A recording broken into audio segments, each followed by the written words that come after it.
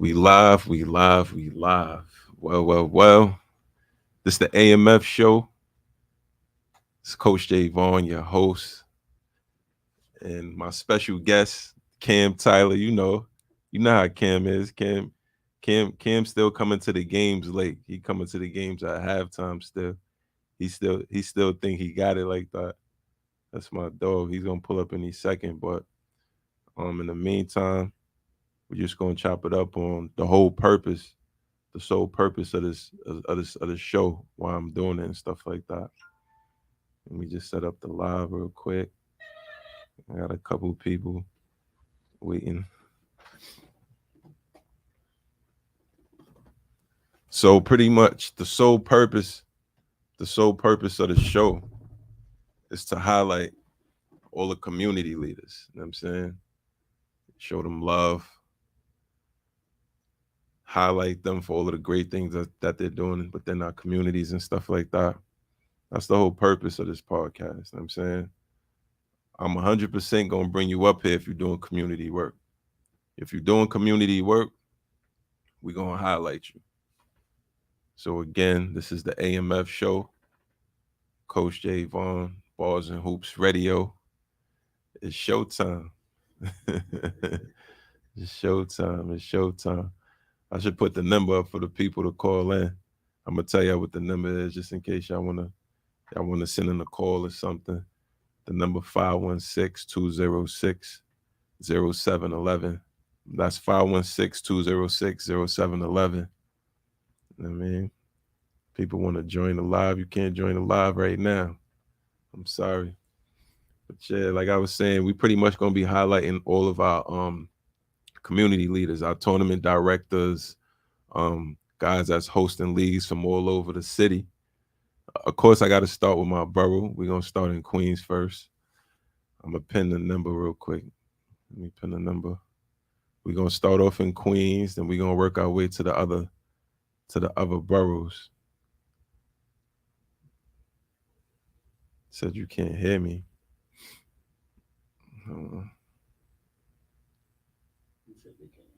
They can't hear on the live right now, on the Instagram live. Can you hear now? Let me get a thumbs up if y'all can hear me out there on the live. You know what I'm saying? Ice man, what's up, man? But yeah, I was saying we're gonna highlight all the community leaders throughout the communities, different boroughs and stuff like that. We starting off in Queens. We're gonna start off in Queens. Why is it saying no sound? No volume. I'm gonna restart it. Hold on. Let me restart this joint real quick. Technical difficulties. Nah, I'm talking about on my end. On my end, you know what I mean? Because people want to join the Instagram live, but it's for some reason not. It's not connecting. So I rebooted. Hey, excuse me. Do you mind if I intervene a little bit? Talk to me. All right. I got a question for you. I've been engineering for your show for 2 weeks, right? Yeah. And my question to you right now, right, Yeah. is what does AMF stands for? Is it AMF? Right. AMF stands AMF. for. All right. So pretty much AMF stands for Almighty Force. Almighty Force is an organization that I'm now responsible for. I'm the CEO of it. I started off as a coach within the program when my pops and my uncle started running it, and now I run the show. You was also a player? Definitely a player. Started playing at 10 years old. And how long this program been going on? Since 1991, it's been in existence, man. And they said this is like compared to the Ruckers, right? You would say. Yeah, that's what they compared it to in the neighborhood. A lot of superstars came from this program. A lot of stars, a lot of legends. Can you run down a couple of the legends that came from this? Yeah, of course, man. You had guys like of course, the Lamar Odoms. You had the Boo Harveys, the Kev Youngs, the Rodney Peace, the legends. You know what I'm saying, we had a bunch of folks on there that my brother Cam just entered the building. Yeah, this your seat right here, brother. My boy, my boy Killer Cam. You know what I mean, Brother, how you feeling? Do I'm a good. quick mic check so the Mic people. check. Yeah, I'm good. We good to go. You look good. You been eating your grapes? Funny guy, man. All right, so we gonna get into it, man. My boy Killer's in the building, man. I just wanna give a proper introduction to my guy. You know what I'm saying? He just walked in, he show up the games late. You know what I'm saying? He been doing that since we was kids. He pull up to the game at halftime. He gonna give you 30, 40. You know what I'm saying? But he gonna be a little tardy too, you know what I'm saying? But it's all good, little mix up with the address and stuff like that. But real quick, Cam, man, you just gonna introduce yourself, let them know who you are. You know what I'm saying? Cameron Tyler from Jamaica, Queens. I based my life around basketball. Made sure I stay out of trouble so I can go as far as I could with it. I was able to reach a few levels of it. Of course, the top is NBA, so I fell a little short. Mm-hmm. But other than that, that's it. All right, so real quick, man, Cam, let me just share a quick story of when I met you. You know what I mean? When I found out who Cameron Tyler was. So this is the development league. This is the development league. You got drafted to a team by Coach Laverne. Yes. Coach Laverne Trice, my pops, and they mentioned her in their interview because she was the first female coach that we ever had, and she won back to back immediately with the kids division. But she drafted you to her team, right? How old was you? You remember? Maybe at first, Like 10 or 9, 10. 11? Yeah, I was young. All right, so the one thing that stood out about Kim at that age is this dude was Euro stepping at 10 years old. How you Euro stepping at 10 years old? You was the first person I ever saw Euro step. Ref Big Shot was the ref. He used to call travel sometime because he didn't know what that was. You know what I'm saying? But that was my quick story. So I'm gonna ask you this. If you could you have to pick one word to describe you and explain why you picked that word. What would that word be? Adaptable. I'm able to adapt to pretty much whatever's going on and what's around me. Okay. Okay. That's a good one. That's a good one. I like that. You know what I mean? It's pretty good. All right.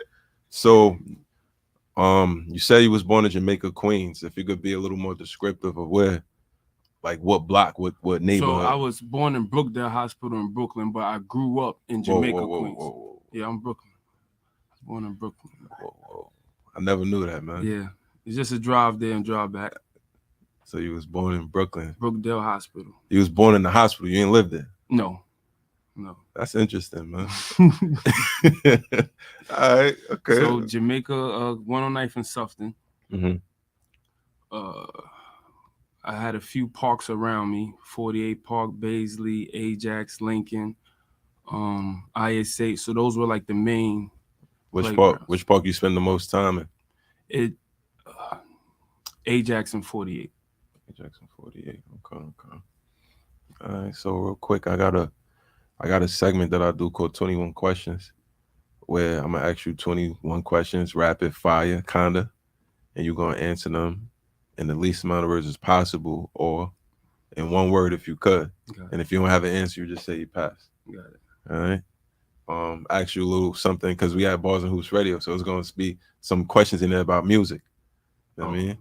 And then all right, you do what you do. Who's your favorite rap artist of all time? Lil Wayne. Lil Wayne. All right. What's your favorite rap song of all time? Rick Ross, Hustling. All right.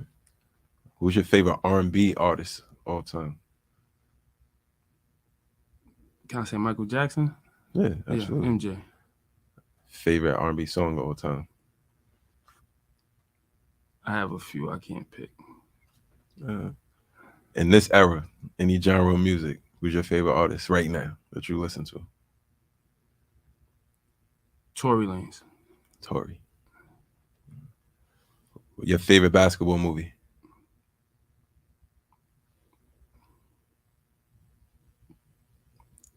He got game. He got game. All right. Which team is your favorite basketball team? Pro basketball team of all time? I have favorite players, not necessarily a team. No team, just So players. if they go to another team, I'm with that team. All right. So what player with that? LeBron. All right. Of all time. Yeah. I'll take that. Favorite pro basketball team that you watch currently is probably going to be the Lakers because that's what he is right now. And Curry. I watched the Golden State. Golden State.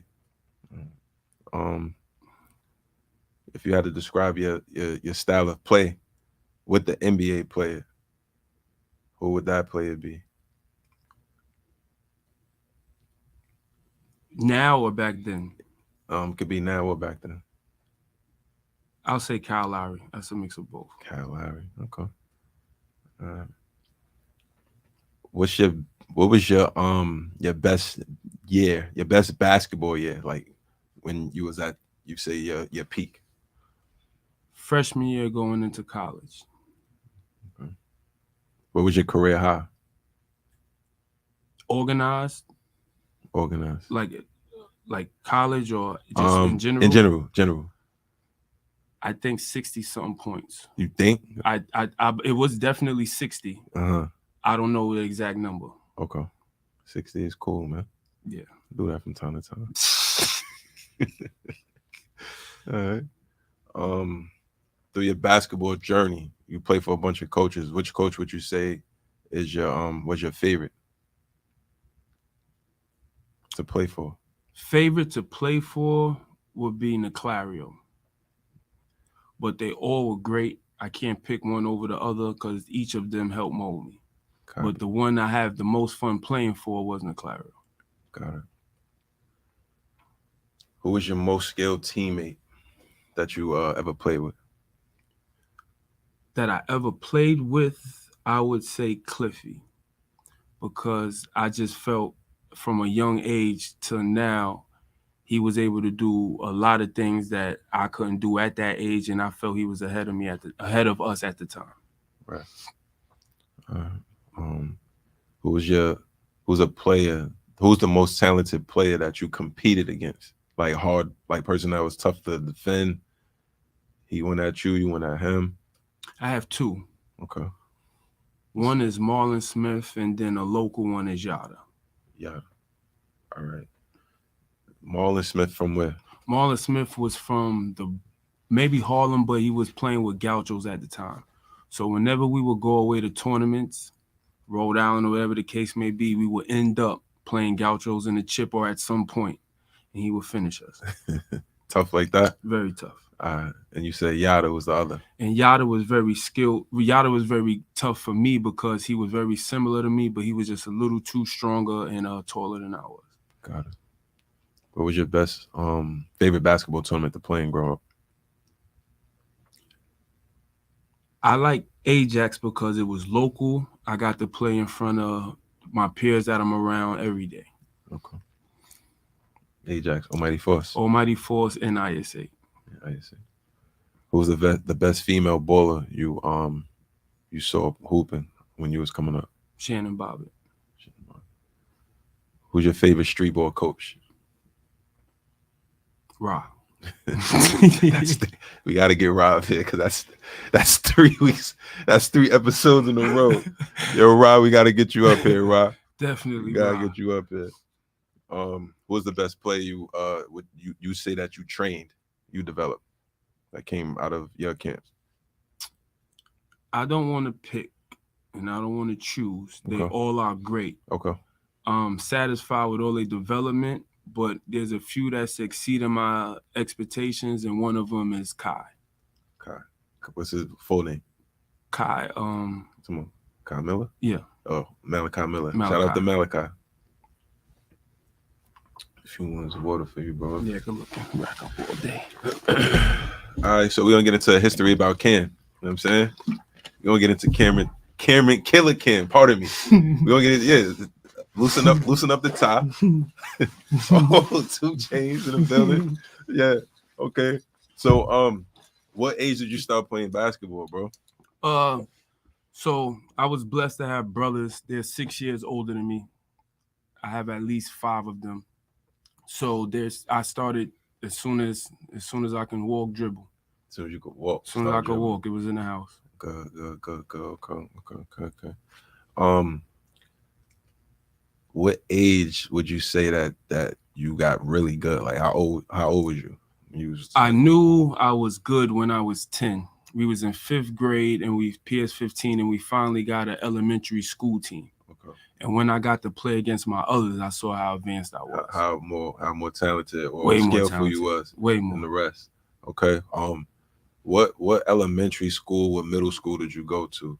Then what AAU team you played for? I went to PS15 elementary school and then I went to IS59 middle school. AAU I played pretty much with the Panthers, so all divisions leading up to the high school. All right, so for the Panthers, who was the coaching staff for the Panthers at that time? So at first it started with Coach Kelly and Coach Modesto. Coach Kelly, Coach Modesto. And then after that was Cat, a little bit of Lloyd, and then after that was Gary Charles. Cat and Lloyd, they still at it. Yep. Yeah, their youth teams have been having their way with my youth teams for the last couple games. You know what I mean? They still at it. Those are some legendary guys, Cat and Lloyd. So in the 8th grade, there was a bunch of high schools I was interested, a bunch of them. If you could talk a little bit about those high schools that were interested in you, and then talk about the high school you decided to go to and why'd you pick that one? All right. I had of course I could have went to any public school, but you have to live in the zone area. So that was a little tricky. As far as Catholic schools, there was a few, but the main one that we visited and we was focused on was Rice High School. Okay. At the moment, they was like a powerhouse. They wanted one of my peers very bad. So when that didn't work out, they ended up taking me and 4 other people. Okay. So four of your teammates that you traveled with on your AAU team, or just 4 others? Just 4 others locally from Queens. Okay. So you chose Rice. So you don't do all 4 years in Rice though? No, I didn't necessarily choose Rice. No, you. I wanted to go to public school. Okay. But because my mother felt Catholic is better than public, I had no choice. All right. So in my mind, I always wanted to go public. You always wanted to go public. Just before high school, I was sitting home and I seen Cardozo on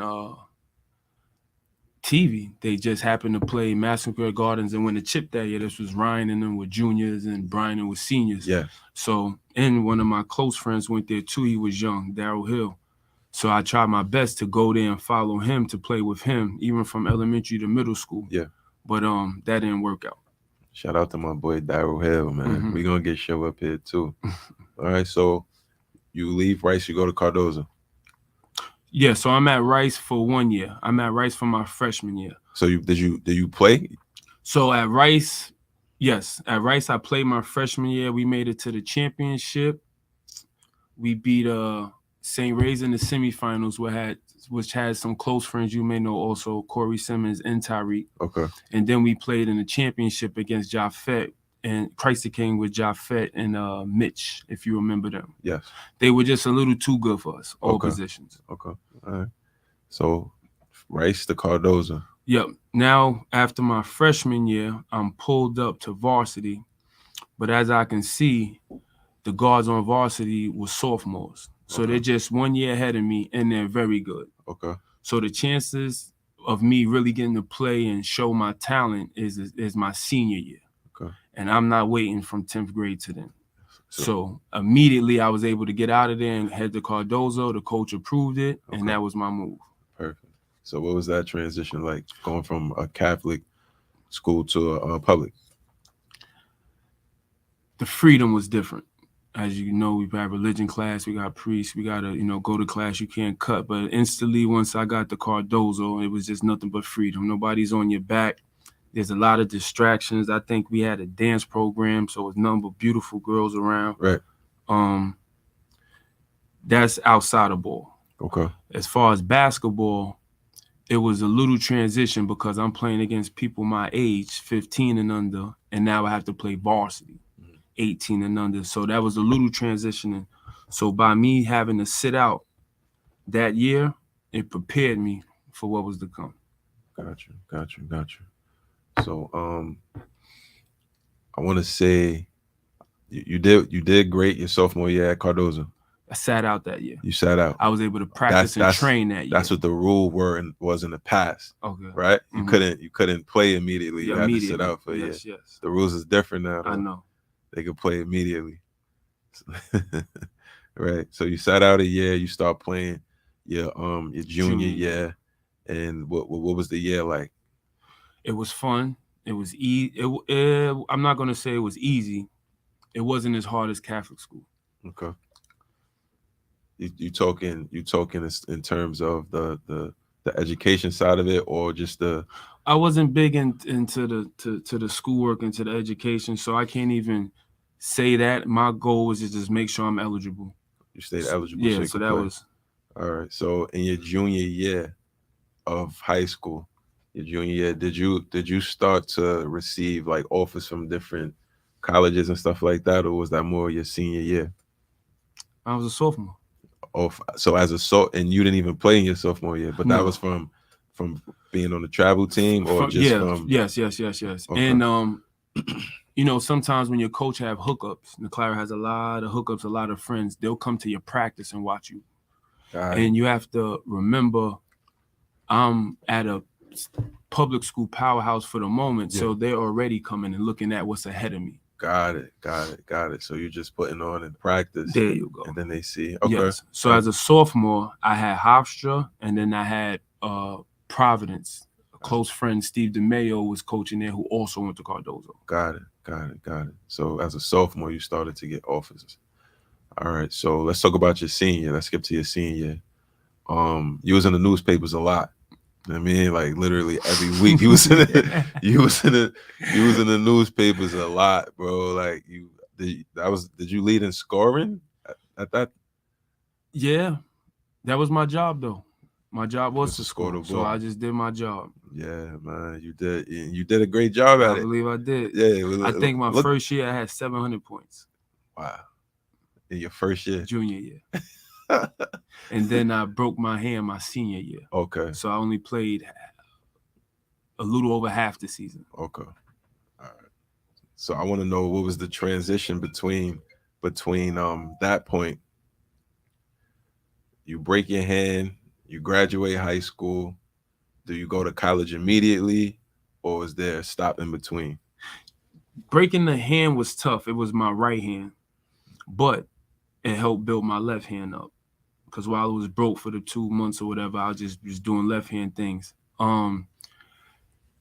Because I only did what I had to do to be eligible, I didn't reach the qualifications for NCAA yet. Got it. So I had to get 1,000 on my SAT. So I had to go to prep school. Got it. So immediately after the season was over, I went to Notre Dame Prep in Massachusetts. Okay. I did that for a couple reasons. To get my SAT score and to put some distance between me and the guards that was ahead of me at the college I wanted to go to. Got it. Okay. That was a smart. So how long did you stay at the prep? I stayed there for 1 year, but I realized I was still 17, 18. These freshmen in college was 20, 21. Wow. So I stayed another year. So you did 2 years instead of going to JUCO. All right. So what was your career like there? So at prep school was very fun. That was one of the hard times of my life due to me having to deal with the coach that was very strict, discipline, curfew, no playing around. Yeah. As far as the basketball competition, it was very tough. We were top 2, top 3 in the country at the time, but we traveled all over. We played different prep schools and different JUCOs. Got it. Okay. That's what's up. let me ask you, because you're currently a trainer. So middle school, high school, prep school. At any point did you have someone that you went to help you to develop your skills, or this is all you working on your game, learning from your coaches, teammates, peers? Like, So I've never trained in basketball until the year the year before college. okay, And as far as train, you mean going to gym, work yeah, on your drills, working cones? on. No, everything was just regular team practice and hooping with my peers. Okay. I met a trainer due to me being on Battlegrounds at that same time going into college. I met him at IS8, and he been probably the only one person I pretty much trained with. Okay. We got a call real quick, man. Let's take this call. What's going on? AMF show. This is Coach J Vaughn, the host. I'm here with Cam Tyler. Man, Killer Cam, killer Cam. who we talking to? Yo, man, it's got it, man. Cooking with Corey, man. Whatever you want to, how you want to do it, man. You know what I mean? It's good, Corey. I need a plate of that salmon shrimp scampi with the cooked asparagus. My man Gutter, what's up, man? What's going on? Gutter was there. Nah, I'm just checking in, man. And like, you know what I mean? Just listening, man. Listening to my young brother's story, man. I've been rocking with that dude since Almighty Force. You know what I'm saying? Right. Cardoza, he know I was at the game. You know what I'm saying? He was there. Definitely. That's a fact. So you know what I mean? So I'm just, I just want to show some love real quick, man. Just to let you know I'm listening. You know what I mean? Yes, brother. Yeah, we appreciate Love you, you bro. back. You know you coming up here too, man. We're gonna do a live cooking show. Have a little griddle right You here. know what I mean? Now we can do it. Whatever you gotta do, man. Y'all do your thing. I'm listening, man. Keep telling the story. Yes, All right. sir. Yes, sir. All right. So, All right. so Cam, you was talking about you talked about the battleground for a second. So let's talk about that a little bit. Like, how did you how did you know? How did you find out about it? How did you get in that arena? Like, because I was watching the highlights. You know, I'll be watching tapping in time to time. You got LeBron James yelling your name out, Ben Gordon, all of these dudes. And I know you touched on it a little bit because you was talking about the trainer. Mm-hmm. How'd you get selected for that? Yeah, I'm gonna go in the archives and post the whole thing again once I get a chance. Yeah, please post that. Yeah, for the young ones to see. But Yeah. what happened was there was a guy in high school. I met a guy named Bimmy. Okay. I met him through Daryl. Bimmy one day took me to the city where all these pros work out, scare everybody. Okay. There I met a guy named Norm. So I became cool with Norm. I had a lot of hair and I used to wear it crazy. Norm liked that about me. He invited me back.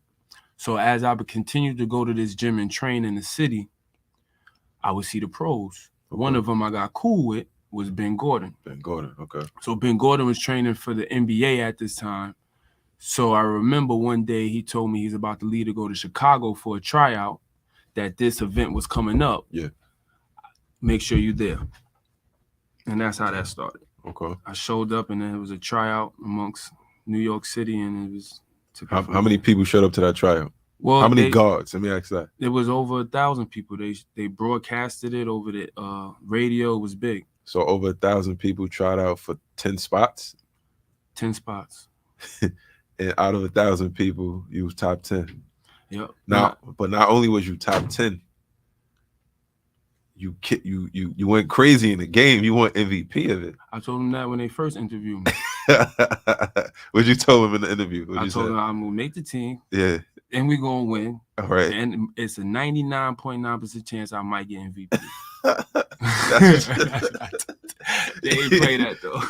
They ain't play that? No, they ain't play it. Oh man, because I happened to walk in the gym. This was after the first tryouts. Right. So they gave it, and then once I saw the competition, then okay. So this is during prep. This is your second year. This is the summer. The summer before prep. The summer before prep. Got it. So you go there, you go crazy. You went MVP. You go to prep school.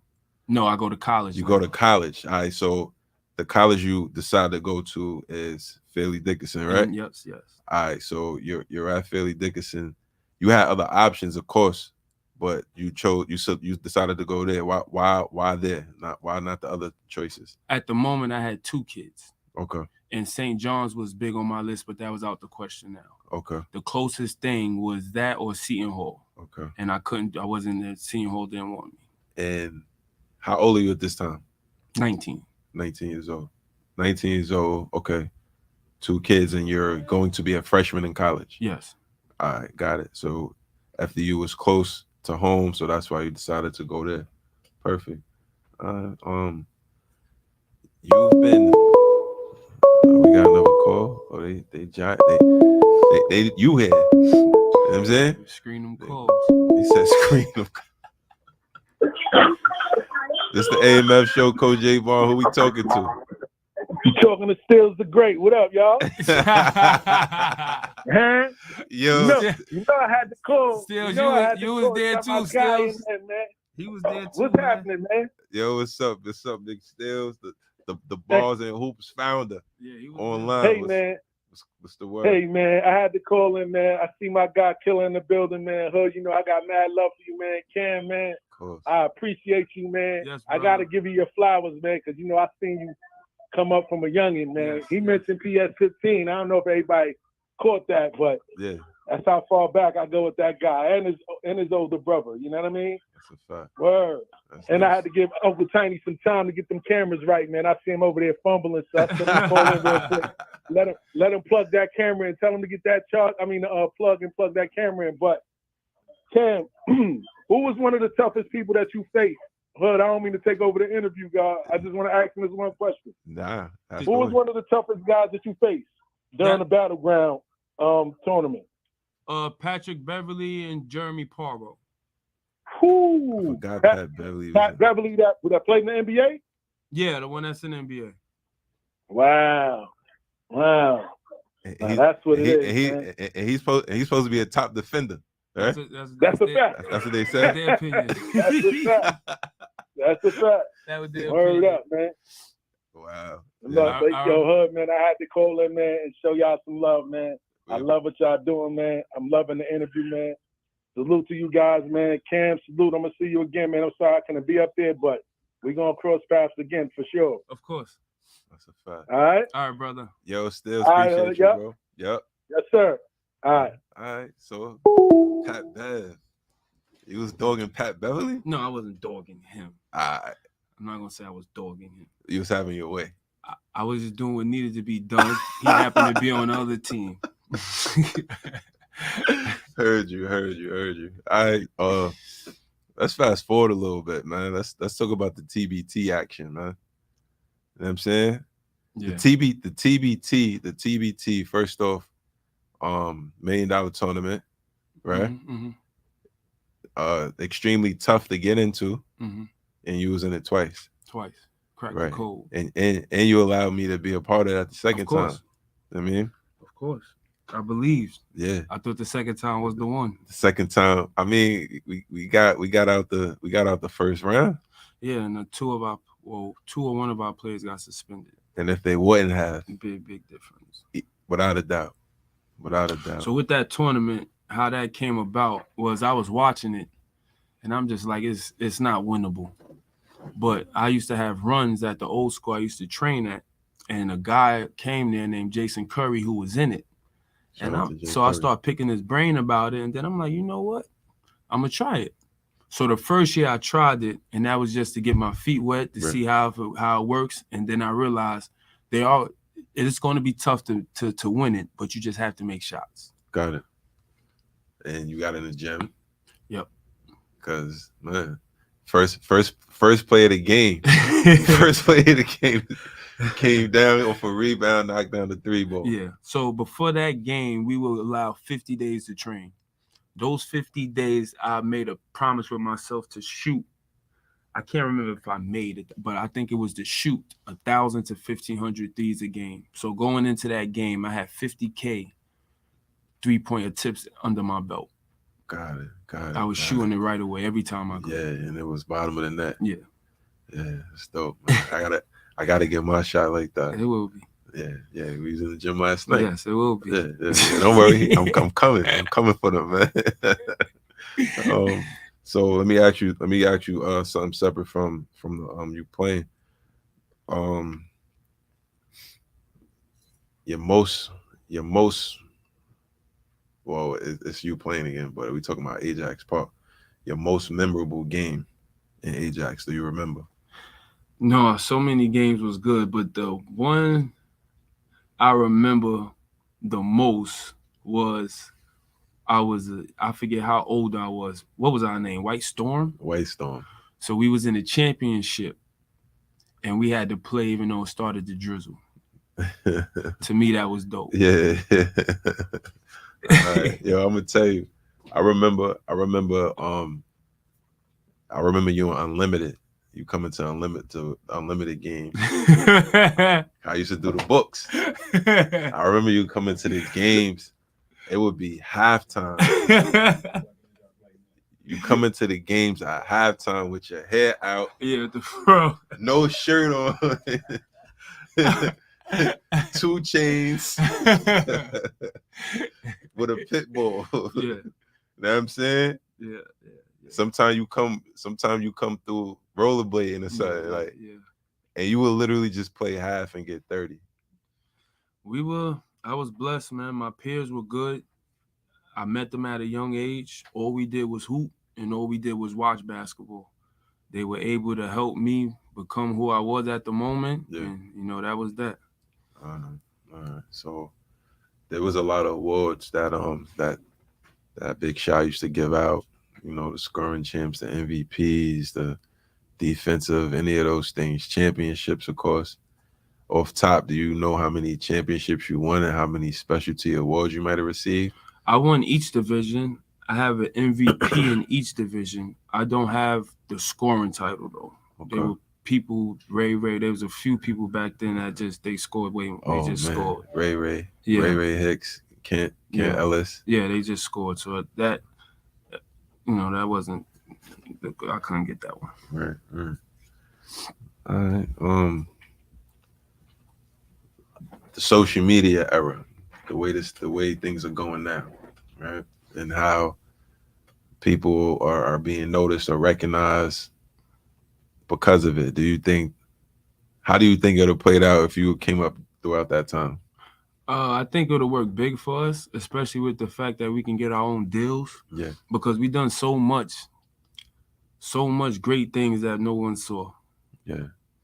Not recorded, not documented. Yeah, it happened on a regular. Yeah, it was regular. Like yeah. You can at any given day, you would go and run it up, a bunch of points, win games, and there's really nothing to show for it but us talking about it. So when you're talking about it to a young person who wasn't there, who didn't see or recognize it, they think you what they call it capping, right? Yeah. That's a fact. I mean,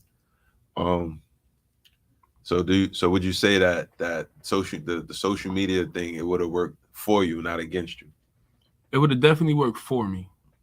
Definitely, because it would have definitely worked for me because I see how people can get places and get jobs and things like that off of these videos and not actually be good or up to par. Right. We were actually good. Really? Yeah. Really so good. It definitely would have helped. Okay.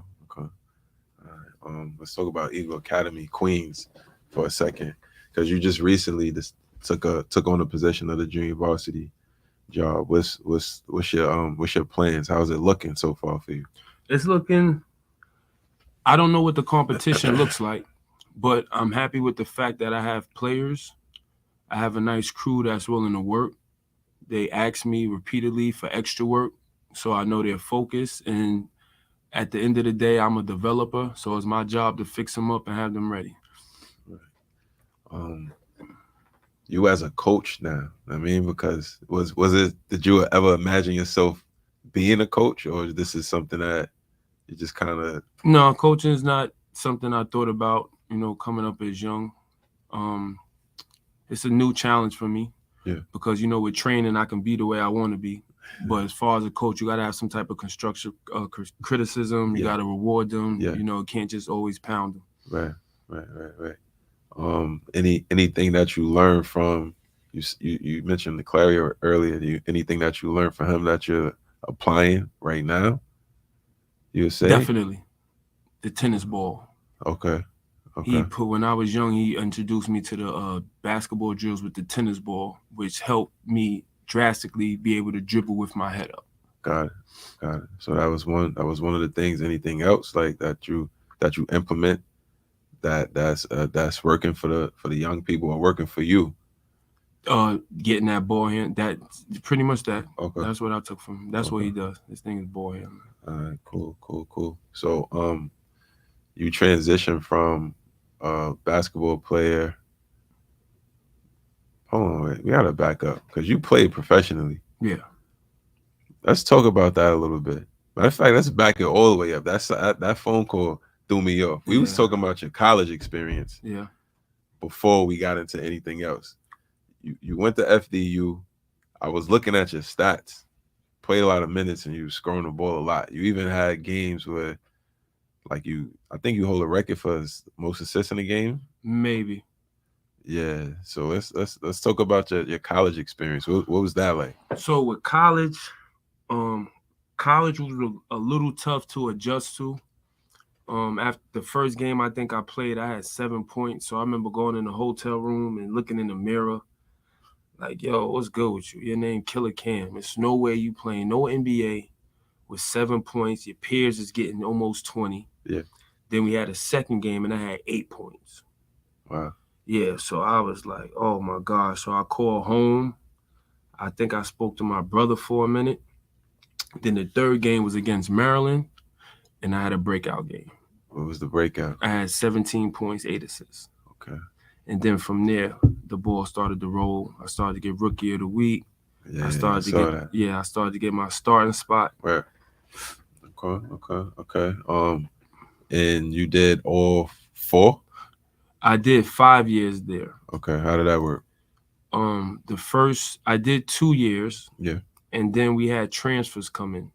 I thought the transfers that came to my school were very good. So I chose to sit that year out with them and play the next 2. Got it. I knew that you can do 5 years in college and play 4. Got it. It just so happened, though, I was only able to play 1 year with them, my junior year. I was not able to play my senior year. If I played my senior year, my chances of playing at the highest level would have increased. Greater. Yeah. Got it. What was the reason for you not being able to play? We had an incident in like a fitness center, which wasn't the main gym. So in college, they don't really get to see the basketball players play like that other than at the arena. Yeah. So if we go to the fitness center and play, it'll get crowded, packed. So at the time, I came there and played. Plus, I just Battlegrounds is airing. Yeah. So we playing against some outsiders. They didn't like the way we was killing them. It turned into a little brawl. And of course, they're gonna make examples of basketball players. Got it. So pretty much you were suspended from without knowing I was season? Suspended. So I thought I would be able to play. So when I got back the next year, before the season started, they let me know that you're close to graduating. You only need 12 credits. Just focus on that and continue ball after. Gotcha. So you continue that on that path? No, so I knocked the schoolwork out, and then I started to train heavy for basketball. The year that I didn't play. Okay. But when I went home for a second after college and was able to kick it with my family, I became a little lazy. Because I've never been able to just chill from basketball my whole life. Never took a break. Never was able to take a break like that. Right. That break turned into probably 2-3 years. Wow. Yeah. So I started training. Now when training came about, in my head, I'm just like, if I was a professional, why would I train with somebody that never made it to a professional level? Got it. It just didn't add up. Yeah. So I reached back out. I had a boy who let me know he was going to another team and they was looking for a guard. He sent the coach my tape. The coach told me, if you as good as you are on this tape now, fly out here. Okay. We'll reimburse you and we'll sign you. Got it. So how long was that? Like, and where Maybe exactly was it? That was Slovakia, maybe 8 months. But before that, I tried different little leagues. I tried the ABA. I went to Canada for a second. Okay. But I didn't feel it was real basketball. Got it. Okay. So you go play professionally. You do that. You come home from playing overseas. I remember you came home you had the long dreads. Yeah. You came It home. was rough. We had the middle school. Excuse me. We had a tournament in the middle school at the time. You played in it. You came in there with the low tops. You came in there with the low tops. I remember texting you. I was like, Hood, what's good with the tournament? I need a team. Yeah. You lit it up. You went crazy. I remember that. You was hitting N1 threes and all kinds of. You went crazy. People was upset. They was fouling you. Like, yo, who is this dude? They didn't know who you was. Some of them knew who you was, but they didn't know who you were. They never got to play against you. So that was great to see, and we actually got that on footage. Yeah, you definitely do. Game winners too. Right. Yeah, you went crazy. All right. So, and then you jump into training young people. Yeah. So I started training, and then me and you linked up early in my training career. Yeah. You started bringing a boatload of kids, and the ones that stuck and stayed, that helped me progress, and then my thing picked up. They blossomed too, all of those kids. Super talented, man. Yeah. So let me ask you, man, when you sometimes come across kids who want to train, but parents don't know what it consists of, what it entails. How you dealing with those sorts of parents? Like, the kids want to train, but the parents don't want to invest. Yeah, so some kids are really some really stand out. Usually the ones that stand out like that don't have the resources and the support they need. Right. But when you can make it work and you can figure it out without needing the ends from them, you usually do it. Got it. Especially if the kid is appreciative of it. Right. So not only you don't just train in basketball though, you also train in boxing and. Yeah, I got into martial arts because when I was done hooping, I was trying to figure out what route I wanted to go, and we looked at CO, so I knew I had to protect myself. Yeah. And NYPD at the end of the day still got to protect yourself. So I started in that route. Okay. And then I realized how much it will help these young ones with their confidence. Got it. So that's how I implemented boxing with basketball. So that's where the name Box Out come from. Yeah. Makes sense. Cool. Where do you see yourself within the next 5 years in basketball or in general in your life? Where you see yourself going? Well, now my life is dedicated to my 2 little ones I have. So I base everything around them. My life's simple. Whenever I'm free, I head to the gym. I'm in the gym or I'm home with them. But in the next 5 years, I do want to challenge myself and see if I can possibly play in the Big 3. Okay. I think you could do it. I know you could do it. Yeah. So how does that work though? I happened to see tryouts, one video of them having tryouts, and I already know how that goes. Politics and all that, but ain't nothing. You got one life to live. Yeah. So once I feel I'm up to part, I'm gonna go take a shot at that. Okay. If you could relive one of your young years, because you would say it was the best basketball year, which year would that be, and why would you choose that year? Or what age? My best year probably would be my senior year because I was able to make it to the semifinals at Cardozo. And I was so close to the chip. So that might have been my best year. I would like to redo that year because if I know what I know now, I would be better and more prepared for that game. Gotcha. Is there anything that you wish you did differently? I wish I didn't play pickup so much. I wish I would have really went to the park, even to have my cousin LaJuan with me just rebound for me and really worked on my mid-range shots and my free throws and things like that. Right. So you think that would have took you over the top? It would have. It definitely would have. So what advice would you give to a young basketball player right now, student athlete up and coming who wants to go That's serious about it. as far as you went or beyond? They have to love basketball. They have to take time out of their day to perfect their craft. I'm not talking about 10 minutes. You have to spend a couple hours on ball handling every day. When it's not too cold out, you have to go to the park and all the spots on the floor, mid-range, 3 if you could. You have to get hundreds and thousands of makes up. Hundreds a day, 100 a day, at least a minimum, in order to be able to compete. Got it. Because you're going against people that have that are able to do these things. Right. I got a question on the live. It says a lot of players go overseas. A lot of players go play overseas. How competitive is it compared to the NBA? Is there any comparison level wise? No, an NBA player will have their way. Have their way in the overseas. An overseas league, unless you're playing against a team that's put together, because they're pretty much spread out. Right. Unlike, and everybody's not as good like in the NBA where everybody on the team is good. Right. But the only thing that's tough about overseas basketball is when you're an American guard, they're not calling fouls for you. Okay. They feel you know what I mean? That was very tough for me too, though. Right. He was getting fouled a lot. A lot. And not getting the free throws. And, I was a free throw player going to, so that segment really had forced me to work on my jump shot.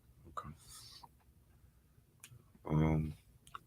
What advice you got for parents of the student athletes who looking to pursue their dreams? These young kids, they want to go the distance, but what advice would you tell the parents? You got to find a situation where your kid will be able to play. You got to find a situation where your kid will be able to play in front of some college coaches if they're trying to reach that level.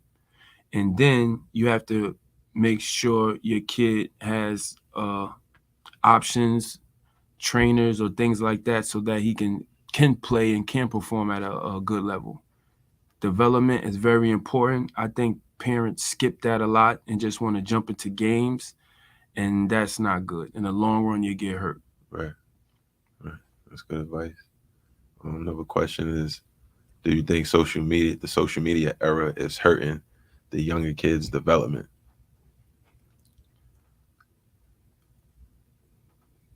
Yes and no. It hurts them in ways, but it helps them a lot because it puts them out there. Somebody can be, not able to play in front of who they need to, but they can record it and send it out and they can still get to it. The only thing that I see that hurts them is a lot of these kids pull up these highlight videos, these training videos of them doing all these things, and then when you see them live and in games, there's nothing like that. Yeah, they can't. So that's why it hurts them. Okay. All right, so my man Sean Wallace said, "What's good, killer?" Motivational words, because we're about to close out. Is there any motivational words that you would give to any of the listeners? It could be adults or a young person, something to motivate them to be greater. Well, you have this one life to live. You have this one body. I think people should focus more on developing themselves, working out, making sure they look a certain way, eating a certain way. If you really love yourself, you know what I mean? So I think people need to, do that a little bit more. I think they'll be more happy. So my thing is just, take care of yourself first. Right. A lot of people don't know that Dr. Sebi, your uncle.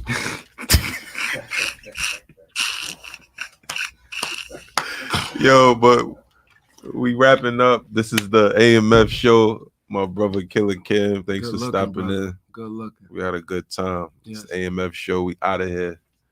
Peace. Nice. Yeah. Dope, man. Dope. So the